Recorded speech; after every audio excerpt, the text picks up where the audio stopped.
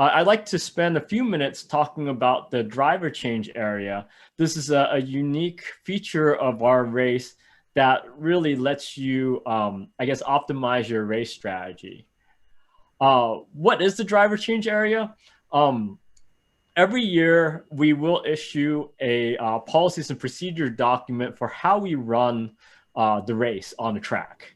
And the idea of a driver change area is normally if you're spending a lot of time having to, repair or maintain your car, we ask you to pull your car off the track, and then you would go to your garage area to go and take care of that.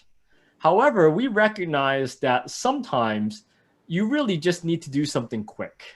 And so rather than to pull you off the track in order to do that and then have to, essentially be at walking speed in the garage area and then line right back up to the track once you finished and then release again, we say, look, if you've got that level of maintenance that you have to do, then there's a particular area within the track that we allow you to do that. And so you can use that, why we call it driver change area is you can do that to change out your driver if you don't want to have them run the entire 3 hours, or if you have any health issues with the heat out there. Or you can do some very simple repair operations, anything that's less than 2 minutes. And we have 4 slots that we allow you to use that. So based off availability, you can use that during the race. So where is it? It's typically located on the track side of the pit wall near the scoring tent. And so we can, make sure that we monitor that the driver change operation is done safely.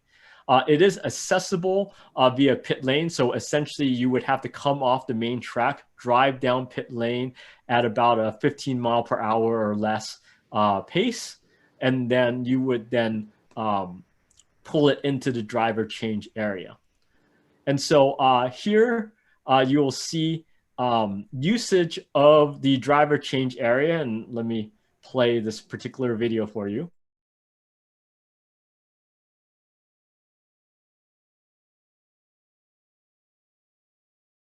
So you'll see that this was a segment of our judges training video, but essentially you bring your car into the area, and then you can see that the driver is coming out of the car, and then they're going to swap someone else in. And you'll see also that during that time, they're trying to do other things like swap out a water bottle, maintain their solar panels. So these are the things that you would do to use the driver change. And I'll walk you through how you would actually use that. So the things that you might want to do, of course, we call it a driver change area. And so you can change your driver, but you don't have to change your driver, right? You don't, just because you use the driver change area doesn't mean that you're required to change your driver out. You could simply go and replace the radio. And that's a common occurrence, right? If you use the radio often, as Lucas was sharing, your pilot is listening to the spotters and washing out cautions. Maybe you're using the radios a lot and you start having radio problems. You might bring your car in and replace your radio. Or you're carrying some water and the driver's actually drinking the water, which as they should. They may run out of water and you'll want to just bring them in and swap out water bottles and, check on the driver health. So, as the team, as you talk to your driver and you start hearing different things like the driver's not really responding in a particular way, we may ask you, hey, why don't you bring it in a driver change area? Let's go check on the driver and see that they're still doing okay. Sometimes the radio problem, sometimes it could be heat stroke as they are staying out on the track too long. And so this is another thing that you might do at the driver change area. Of course, you would also use that opportunity to perform some vehicle maintenance.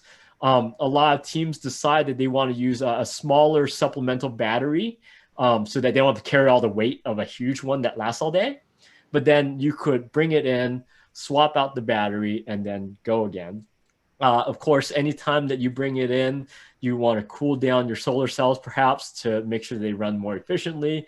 Or if the team hears different rattles within the car, maybe you might look around and secure loose equipment. If you have an ability to like air up the tires or things like that, that would be fine. So, some things that you can do there that doesn't require you to have to bring your car off the track. So some of the tips to make it a successful use of the driver change area. The very, very first thing, almost the most important thing, is make a plan. Like, what are you going to do at the driver change area? Know who is responsible for that, which team member has to do what, in what order, right? So we allow you to have up to 2 crew members out onto the driver change area. Well, maybe you've got a whole bunch of things you got to do. So you have to figure out, okay, I'm going to have these 2 people do this task. When they're done, they come back, and then another 2 people might go and do another task, right? You got to plan for it because you only have 2 minutes in that driver change area before we say you got to move on so that other teams can have use of the driver change area. And so make a plan and allocate those responsibilities to your team members so that they know. And then once you know that, practice, practice, practice. You should, before you get to the race, understand what are the ways you might use the driver change area and practice how you're going to do those things so that when you get to a race and you actually make use of it, okay, the moment the car gets here, this is what I do. The other thing is be flexible, right? You may say, hey, I know I'm going to come in, maybe I'll split the morning session into 2 halves where one driver would do the first half, another driver would do the second half. And then you say, oh, hour and a half is up. All right, let's go. Let's bring it in. Well, the driver change area might not be available. And so, you have to account for leaving some space for that.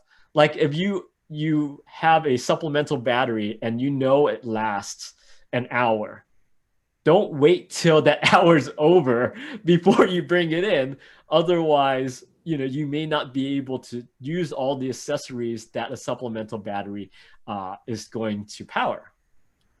And then finally, and as the race control often in the Solar Car Challenge, please time your crew arrival before the solar car gets there.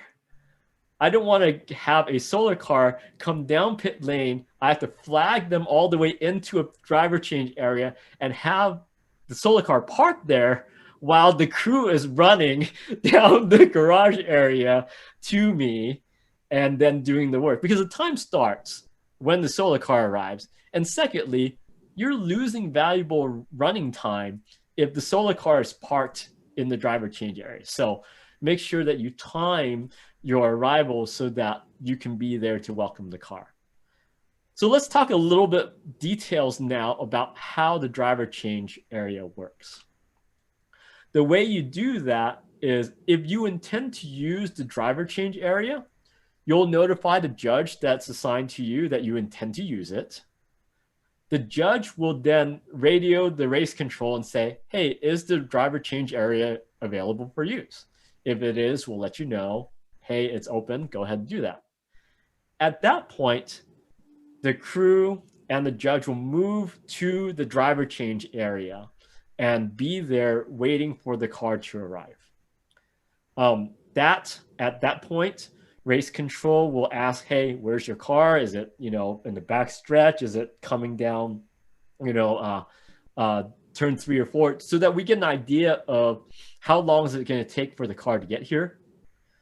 Once the car starts coming down pit lane, we'll send the safety officer out, and that safety officer's job is to essentially flag their car to the particular slot of the driver change area that they're allocated. Like I said, there's 4 slots, and based on where the cars are, you may be assigned one, and you'll flag the solar car there and stop your solar car in that slot.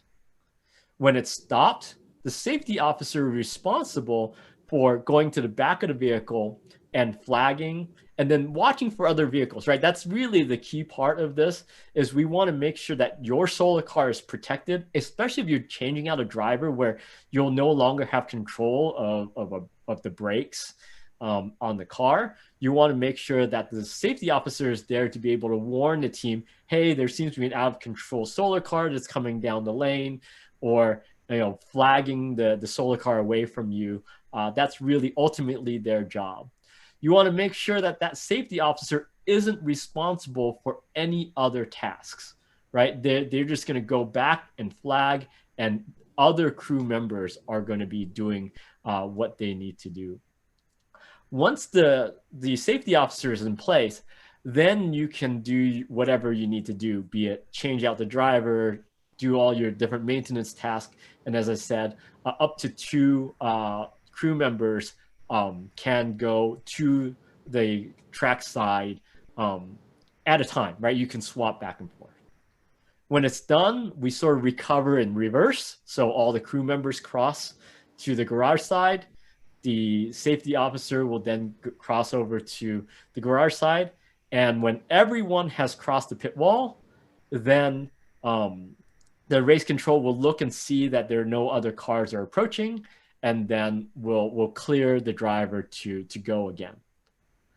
One of the things here is going to be, if it takes longer than 2 minutes, we may actually ask you to exit the track from the driver change area. And so, you want to plan for completing your task on time, and you want to keep an eye on the clock, because otherwise you may essentially run out of time there. Okay. From there, you can start driving, and you just essentially merge back onto the track, and it's essentially you get to run back on the track right after you finish, and so you don't have to waste time about bring the car off the track, moving it, and then bring it back on. So I hope that this was helpful to you.